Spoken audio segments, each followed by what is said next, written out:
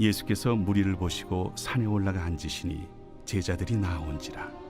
입을 열어 가르쳐 이르시되 심령이 가난한 자는 복이 있나니 천국이 그들의 것이며 애통하는 자는 복이 있나니 그들이 위로를 받을 것이며 온유한 자는 복이 있나니 그들이 땅을 기업으로 받을 것이며 의에 줄이고 목마른 자는 복이 있나니 그들이 배부를 것이며 긍휼히 여기는 자는 복이 있나니 그들이 긍휼히 여김을 받을 것이며 마음이 청결한 자는 복이 있나니 그들이 하나님을 볼 것이며 화평하게 하는 자는 복이 있나니 그들이 하나님의 아들이라 일컬음을 받을 것이며 의를 위하여 박해를 받은 자는 복이 있나니 천국이 그들의 것임이라.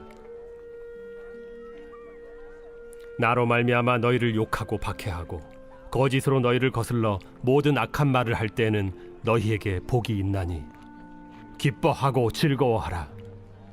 하늘에서 너희의 상이 큼이라. 너희 전에 있던 선지자들도 이같이 박해하였느니라. 너희는 세상의 소금이니 소금이 만일 그 맛을 잃으면 무엇으로 짜게 하리요? 후에는 아무 쓸데없어 다만 밖에 버려져 사람에게 밟힐 뿐이니라. 너희는 세상의 빛이라.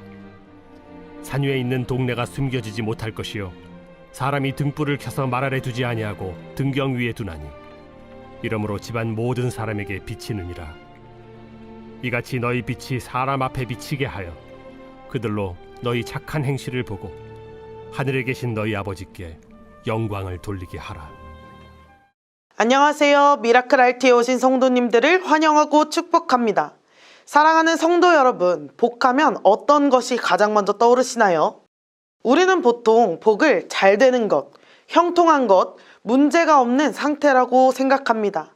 그래서 늘 언제쯤 상황이 바뀔까를 기대하죠. 그런데 오늘 예수님은 전혀 다른 자리에서 전혀 다른 사람들에게 복이 있다고 말합니다. 잘 준비된 사람에게가 아니라, 여유 있는 사람에게가 아니라 가난한 자, 애통하는 자, 온유한 자, 의에 줄이고 목마른 자, 박해를 받는 자에게 주님은 복이 있다고 말씀하십니다. 하지만 우리는 생각합니다. 이게 정말 복인가? 오늘 말씀을 통해 예수님이 말씀하시는 하나님 나라의 복이 무엇인지를 함께 알아보길 소망합니다. 먼저 우리가 기억해야 할 것은 복은 조건이 아니라 선언이라는 사실입니다. 우리는 늘 조건을 생각합니다. 이 정도는 되어야 복을 받을 수 있고 이만큼은 잘해야 하나님 앞에 설 수 있다고 생각합니다. 그런데 예수님은 산에 앉으셔서 아무 조건도 달지 않으시고 복이 있다고 말씀합니다. 본문 3절에서 6절 말씀을 보면 심령이 가난한 자는 복이 있나니 천국이 그들의 것이미요 애통하는 자는 복이 있나니 그들이 위로를 받을 것이미요 온유한 자는 복이 있나니 그들이 땅을 기업으로 받을 것이미요 의에 줄이고 목마른 자는 복이 있나니 그들이 배부를 것이미요 심령이 가난한 자, 애통하는 자, 온유한 자, 의에 줄이고 목마른 자, 이 사람들은 무언가를 이뤄낸 사람들이 아닙니다. 오히려 자신의 부족함을 알고 자기 힘으로는 버틸 수 없음을 아는 사람들입니다. 그래서 이 팔복의 첫 시작은 노력의 결과가 아니라 하나님 나라의 신분 선언인 것입니다. 시편 34편 18절의 말씀에 보면 여호와는 마음이 상한 자를 가까이 하시고 충심으로 통회하는 자를 구원하시는도다. 하나님은 완성된 사람을 부르시는 분이 아니라 부서진 마음을 통해 먼저 다가오시는 분입니다. 혹시 지금 우리가 마음이 가난하다고 느껴진다면 그것은 실패의 증거가 아니라 하나님 나라에 가까이 와 있다는 증거입니다. 두 번째로 복은 위로 올라가는 것이 아니라 아래로 흐른다는 것입니다. 팔복은 보면 아래로, 더 아래로 흐릅니다. 심령이 가난하고 애통하고 온유한 사람은 세상이 말하는 성공과는 정반대입니다. 세상은 높아지라고 말하지만 하나님 나라는 낮아질 때 열립니다. 야고보서 4장 6절 말씀에 보면 그러나 더욱 큰 은혜를 주시나니 그러므로 일렀으되 하나님이 교만한 자를 물리치시고 겸손한 자에게 은혜를 주신다 하였느니라 라고 말합니다. 은혜는 내려놓은 사람에게 주어집니다. 그 낮아진 자리, 아무것도 내세울 수 없는 그 자리가 하나님 나라가 시작되는 자리인 것이죠. 우리가 약해졌다고 느끼는 그 순간 하나님은 가장 가까이 계신다는 것을 기억하시길 바랍니다. 세 번째로 복받은 사람은 조용히 세상을 밝힌다는 것입니다. 본문 14절 말씀에 보면 너희는 세상의 빛이라 산 위에 있는 동네가 숨겨지지 못할 것이요.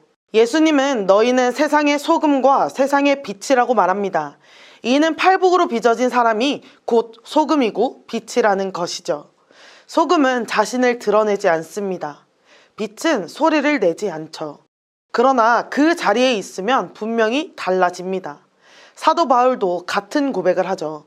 에베소서 2장 10절 말씀에 보면 우리는 그가 만드신 바라 그리스도 예수 안에서 선한 일을 위하여 지으심을 받은 자니 이 일은 하나님이 전에 예비하사 우리로 그 가운데서 행하게 하려 하심이라. 우리가 주님 앞에서 자신을 낮추고 말씀 앞에서 하루를 시작하는 삶은 의도하지 않아도 누군가의 삶에 영향을 주게 됩니다. 우리가 세상을 바꾸지 못해도 괜찮습니다. 다만 주님 앞에 머무는 그 삶이 이미 하나님 나라의 빛이 된다는 것입니다. 사랑하는 천안침례교회 성도 여러분, 우리는 종종 생각합니다. 조금만 더 나아지면 좋을 텐데, 상황이 바뀌면 감사할 수 있을 텐데 하고 말입니다. 하지만 오늘 예수님은 전혀 다른 말씀을 하시죠. 복은 나중에 오는 보상이 아니라 지금 이 자리에서 이미 주어진 하나님의 선물이라고 말입니다. 심령이 가난한 지금의 자리, 마음이 애통한 이 상태, 스스로 강하지 않다는 것을 아는 이 모습이 하나님 나라에서는 이미 복이라는 것입니다. 그래서 오늘 이 미라클 RT 시간은 복을 얻기 위해 애쓰는 시간이 아니라 이미 주어진 복 안에 머무는 시간이 되기를 소망합니다. 우리가 오늘 드리는 기도가 당장 상황을 바꾸지 못할 수도 있습니다. 문제를 한 번에 해결하지 못할 수도 있죠. 그러나 분명한 것은 주님 앞에 마음을 낮춘 사람은 삶을 혼자 살아가지 않는다는 것입니다. 예수님은 우리에게 말씀하십니다. 너희는 세상의 소금이다. 너희는 세상의 빛이다. 우리가 애써 빛내지 않아도 의도적으로 드러내지 않아도 주님 앞에 머무는 그 삶 자체가 이미 세상을 향한 하나님의 방식이 됩니다. 우리가 완벽하지 않아도 괜찮습니다. 다만 주님 앞에 낮아진다면 하나님 나라가 이루어질 것입니다.